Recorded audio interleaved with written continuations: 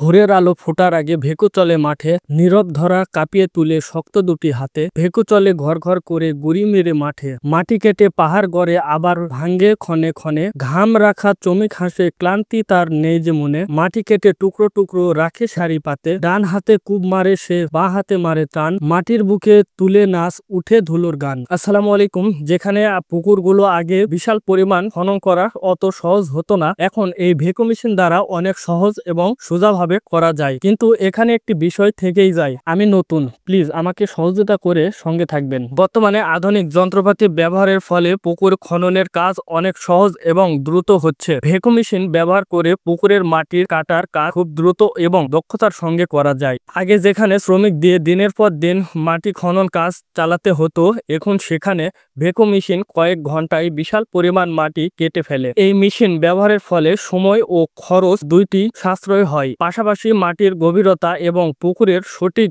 আকৃতি বজায় রাখা সহজ হয়। তবে ভেকু মেশিন ব্যবহারের ফলে কিছু সাবধানতা অবলম্বন জরুরি। আমাদের এইদিকে চাষ আবাদের উপযোগী যেগুলো মাটি, যেখানে ধান অন্যান্য আবাদ ফসল হয়, সেগুলো মাটি খনন করে পুকুর তৈরি করা হচ্ছে। আসলে এইভাবে পুকুর তৈরি করে মাছ চাষ করা ঠিক না, তারপরও কিছু কিছু মানুষ এইগুলো সাধারণ যে জমিগুলো আছে এই জমিগুলো কেটে পুকুর খনন করতেছে। ইনশাল্লাহ এই পুকুর থেকে অনেক প্রফিট হবে, অনেক মাছ থাকবে সেখানে। ব্যবসার তাগিদে এই পুকুর খনন করতেছে। আশা করি এগুলোতে অনেক সুন্দর এবং দীর্ঘস্থায়ী পুকুর নির্মাণ করা সম্ভব হবে, আর এই পুকুরে যেগুলো মাছ হবে এইগুলো বাণিজ্যিক ভাবে বিক্রয় করার উপযুক্ত হবে।